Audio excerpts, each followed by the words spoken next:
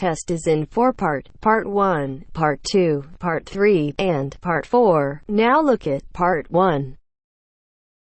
Part 1. A woman wants to find out about a paragliding course. Listen to the conversation between the woman and the man and answer the questions. First, you have some time to look at questions 1 to 7.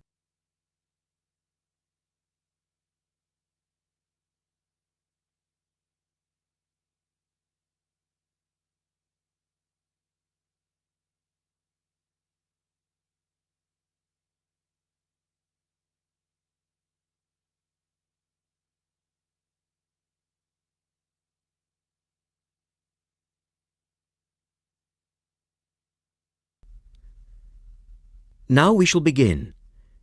You should answer the questions as you listen because you will not hear the recording a second time. Listen carefully and answer questions 1 to 7.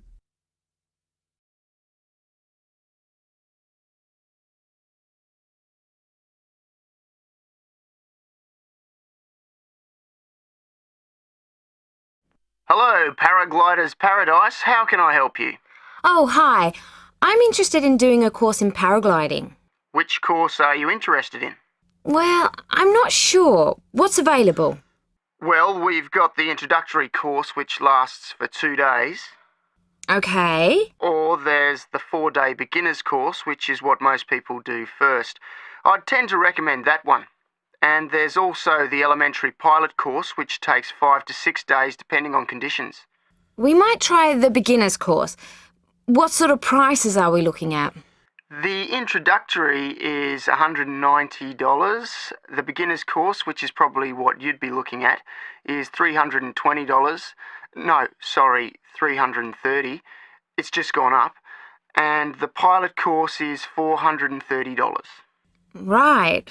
And you also have to become a member of our club so that you're insured. That'll cost you $12 a day. Everyone has to take out insurance, you see. Does that cover me if I break a leg? No, I'm afraid not. It's only third party and covers you against damage to other people or their belongings, but not theft or injury. You would need to take out your own personal accident insurance. I see. And what's the best way to get to your place? By public transport, or could we come by bike? We're pretty keen cyclists. It's difficult by public transport, though there is a bus from Newcastle. Most people get here by car, though, 'cause we're a little off the beaten track. But you could ride here, okay? I'll send you a map. Just let me take down a few details. What's your name? Maria Gentle. And your address, Maria? Well, I'm a student staying with a family in Newcastle. So it's care of... Care of Mr. and Mrs. McDonald. Like the hamburgers? Yes, exactly. McDonald. The post office box address is probably best. It's P.O. Box 676, Newcastle. Is there a fax number there? Because I could fax you the information. Yes, actually there is. It's 0249, that's for Newcastle, and then 775431. Okay, now if you decide to do one of our courses, you'll need to book in advance and to pay when you book. How would you be paying? By credit card, if that's okay. Do you take Visa? Yes, fine. We take all major cards, including Visa. Okay then. Thanks very much.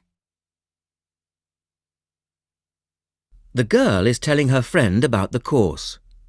Look at questions 8 to 10.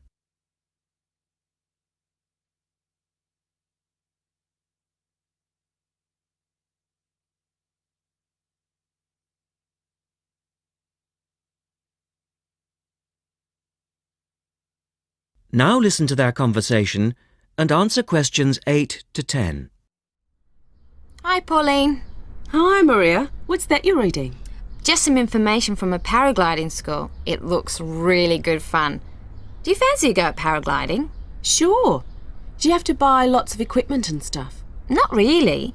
The school provides the equipment, but we'd have to take a few things along. Such as? Well, it says here, clothes, wear stout boots, so no sneakers or sandals, I suppose. And clothes suitable for an active day in the hills. Preferably a long-sleeve t-shirt. That's probably in case you land in the stinging nettles. It also says we should bring a packed lunch. We do not recommend soft drinks or flasks of coffee. Water is really the best thing to drink. We need to bring suntan lotion and something to protect your head from the sun. OK, that sounds reasonable. And where would we stay? Well, look, they seem to operate a campsite too, because it says here that it's only $10 a day to pitch a tent. That'd be fine, wouldn't it? And that way we'd save quite a bit, because even a cheap hotel would cost money. Or perhaps we could stay in a bed and breakfast nearby. It gives a couple of names here we could ring. I think I might prefer that. Hotels and youth hostels would all be miles away from the farm, and I don't fancy a caravan. No, I agree. But let's take a tent and pray for good weather. OK, let's do it. What about next weekend? No, I can't. I'm going on a geography field trip. And then it's the weekend before the exams, and I really do need to study. OK then, let's make it the one after the exams. Fine. We'll need a break by then. Can you ring and let me know if you can find out some... That is the end of part 1. You now have half a minute to check your answers.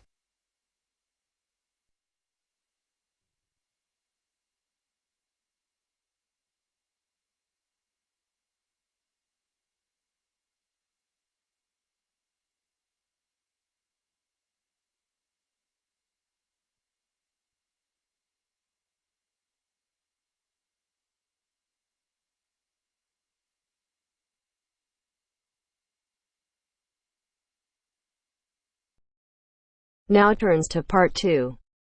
Part 2. Listen to a man talking to a group of people at a weekend work conference in a hotel. First, look at questions 11 to 14.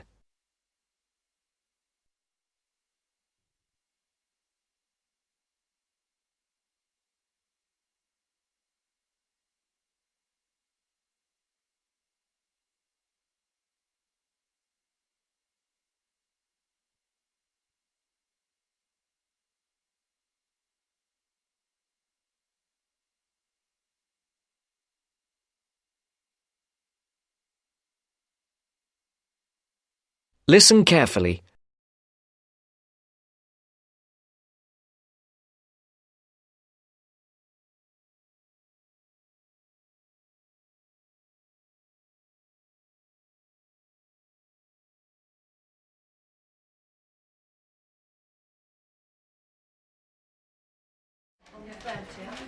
OK, can everyone listen again now, please? Now you know how much of the weekend will be work and what some of the meetings and sessions are about, I'd like to tell you something about how you can spend some of the free time you have over the weekend, both inside the hotel and outside in the town centre. As I've said, you'll be free from around 5 today and on Saturday and from lunchtime on Sunday, and there's plenty to do. This is the first time we've had the conference at the Royal Spa Hotel, and I'm sure you'll agree it's a very nice place. Really, there's no need to leave the hotel at all if you don't want to, but I'm sure some of you will want to get out for a change of environment. OK, first, restaurants and bars. I'm sure you all saw that there was a bar near the entrance as you came into the hotel, but there are actually 2 more bars. One is also on the ground floor, behind the main restaurant, and the other is on the top floor. That one has a very nice terrace where you can sit outside and enjoy the view. That bar is for hotel guests only and is usually a bit quieter. As I say, the main restaurant is on the ground floor. We will have breakfast and lunch there, so you'll get to know it well.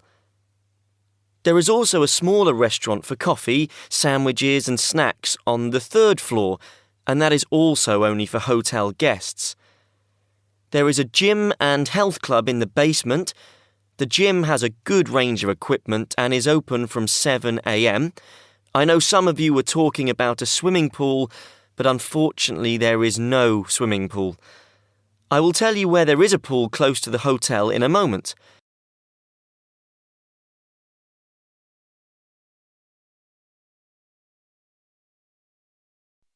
Before the broadcast continues, look at questions 15 to 20.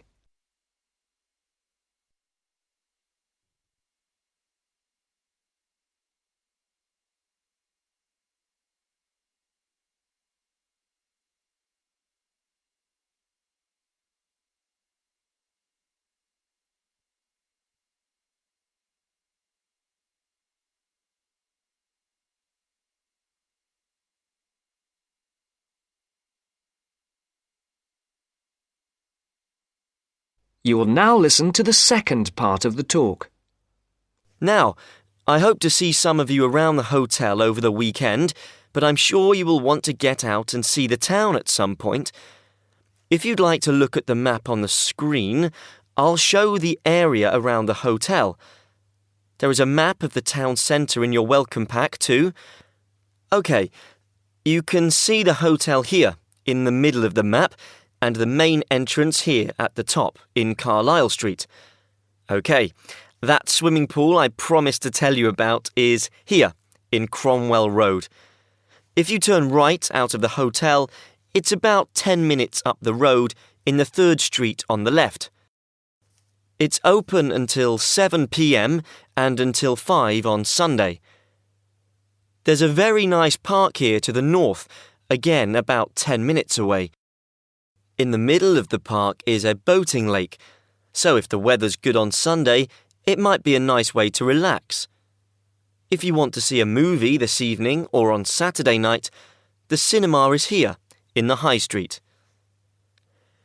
Come out of the hotel and turn left. The High Street is only 3 minutes away. The cinema is here at the top of the street next to a fairly large car park. Now, restaurants. There is a good Chinese restaurant in the middle of the High Street, here on the right. It's directly opposite the town hall. It's called the White Orchid. Another very nice restaurant is Leonardo's. It does Spanish and Mexican food. It's here at the bottom of the High Street. So, turn left at the end of Carlisle Street, walk down for 5 minutes, and you'll see it on the other side of the road. I went to Leonardo's last time I was here, so I can recommend it. Now, if anyone wants to see some live music, there is always a jazz band playing at the Pink Coconut. Yeah, that's right, the Pink Coconut. That's here in a little street behind the hotel. The street name is not on the map, but it's easy to find. Turn right out of the main entrance and then take the first right to go back round to the back of the hotel. So, I think that's everything. Please ask me if you have anything else. That is the end of part 2. You now have half a minute to check your answers.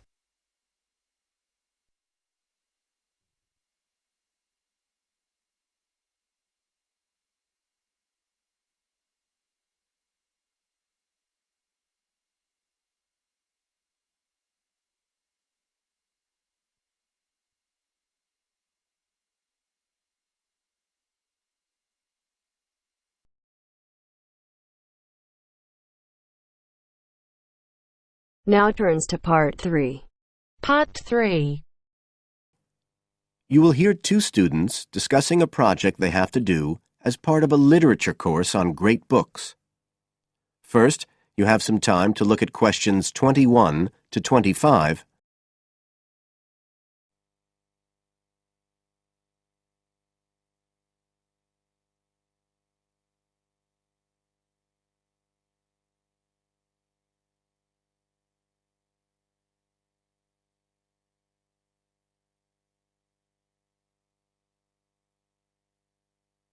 Now listen carefully and answer questions 21 to 25. Hi, Joey. How are you doing? I heard you were sick. Oh, hi, Olivia. Yeah, I had a virus last week, and I missed a whole pile of lectures, like the first one on the great books in literature, where Dr. Castle gave us all the information about the semester project. I can give you copies of the handouts. I've got them right here. That's okay. I already collected the handouts, but I'm not very clear about all the details. I know we each have to choose an individual author. I think I'm going to do Carlos Castaneda. I'm really interested in South American literature. Have you checked he's on the list that Dr. Castle gave us? We can't just choose anyone. Yeah, I checked. It's okay. Who did you choose? Well, I was thinking of choosing Ernest Hemingway, but then I thought, no, I'll do a British author, not an American one. So I chose Emily Bronte. Okay. And first of all, it says we have to read a biography of our author. I guess it's okay if we just look up information about him on the internet? No, it's got to be a full-length book. I think the minimum length's 250 pages. There's a list of biographies. Didn't you get that? Oh, right. I didn't realize we had to stick with that. So, what do we have to do when we've read the biography? Well, then we have to choose one work by the writer. Again, it's got to be something quite long. We can't just read a short story. But I guess a collection of short stories would be okay? Yes, or even a collection of poems, they said. But I think most people are doing novels. I'm going to do Wuthering Heights. I've read it before, but I really want to read it again now I've found out more about the writer. And then the video. We have to make a short video about our author and about the book. How long has it got to be? A minute. What? Like 60 seconds? We got to give all the important information about their life and the book we choose? Well, you can't do everything. I wrote it down somewhere. Yes, Dr. Castle said we had to find or write a short passage that helps to explain the author's passion for writing, why they're a writer. So we can back this up with reference to important events in the writer's life, if they're relevant. But it's up to us, really. The video's meant to portray the essence of the writer's life and the piece of writing we choose. So when we read the biography, we have to think about what kind of person our writer is. Yes, and the historical context and so on. So for my writer, Emily Bronte, the biography gave a really strong impression of the place where she lived and the countryside around. Right. I'm beginning to get the idea. Before you hear the rest of the talk, you have some time to look at questions 26 to 30.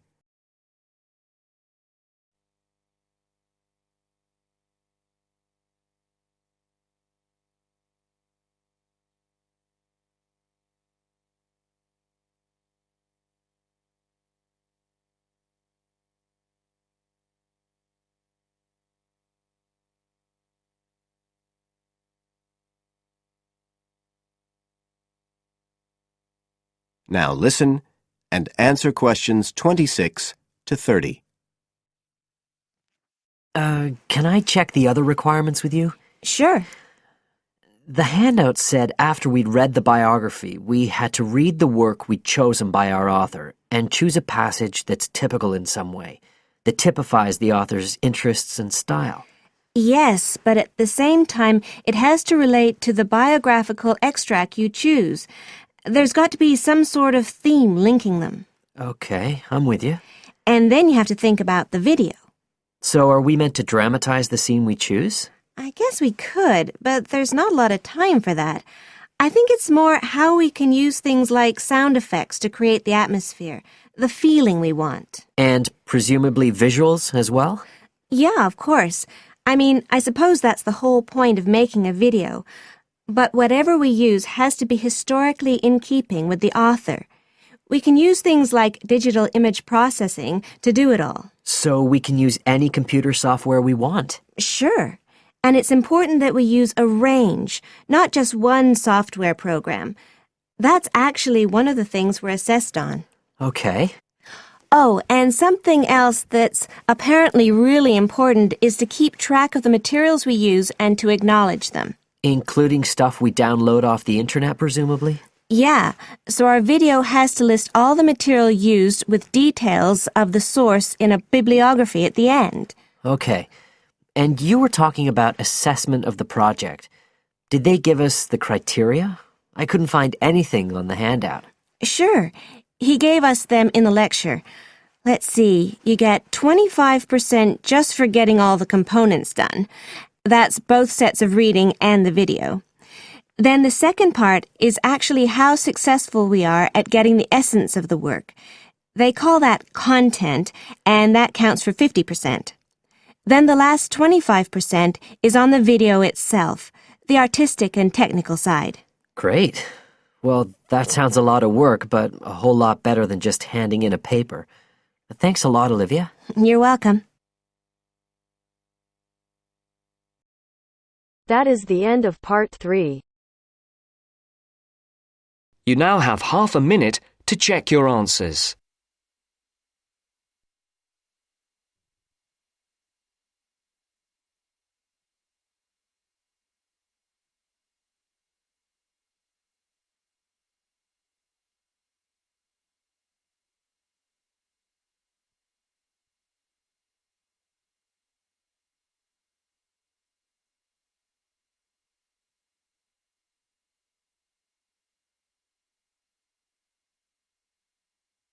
Now turns to part 4. Part 4. Now turns to part 4. Part 4. You will hear a talk on local businesses at a university business centre. First, you have some time to look at questions 31 to 40.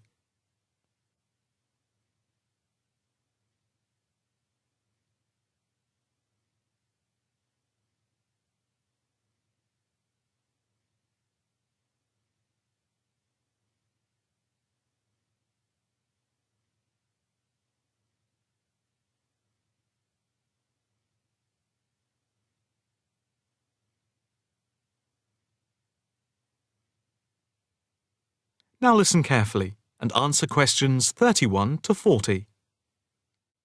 The subject of this evening's talk at the North Bank Business Centre is local businesses in the area surrounding the university and the benefit they bring to the employment prospects of people in the local area, especially young people at the beginning of their career. We established the centre in response to approaches from several business people in the area who had wanted to start up new businesses but who had not managed to find any help locally and did not know where to turn. Moreover, they had all, without exception, come up against enormous bureaucratic obstacles. We therefore invited them in as a group to meet the members of the department and the students. Stemming from that is the centre, which now focuses mainly but not exclusively on business startups.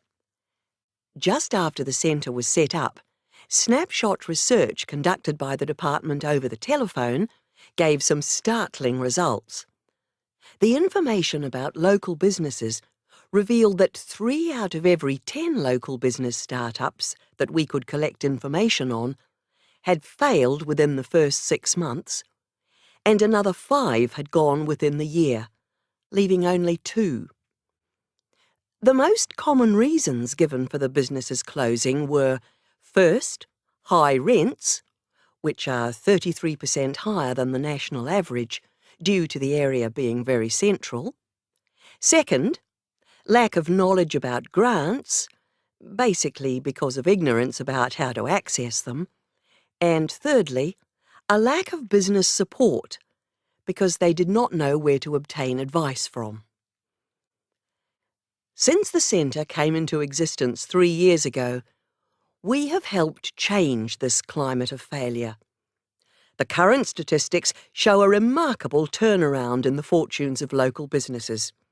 And now, after a year, only 2 businesses close out of every 10, compared to 8 before the centre was set up.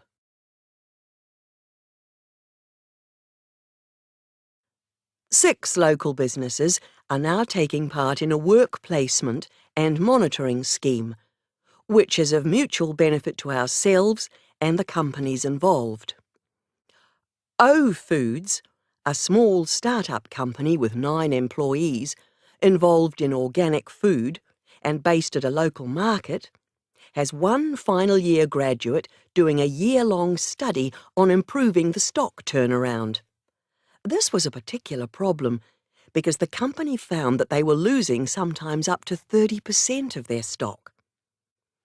Another startup is Innovations, which deals with producing video games. This company, which employs only 5 people, all under the age of 25, is receiving support in attracting business partners and achieving production targets. In the smaller business category, Sampson's Limited, a courier company which is interested in developing a taxi service, is being offered help with their business expansion plans. Another small niche company called Vintage Scooter, which specialises in revamping old scooters, is taking part in a product monitoring scheme, offering customer service up to a year after purchase to check the quality of their restoration. The first of the 2 medium-sized companies that the scheme is monitoring is Build Limited, which employs 47 people. A comparison of their products and services with other businesses in the area is being carried out by a researcher who is trying to support them in their efforts to extend the company's product range.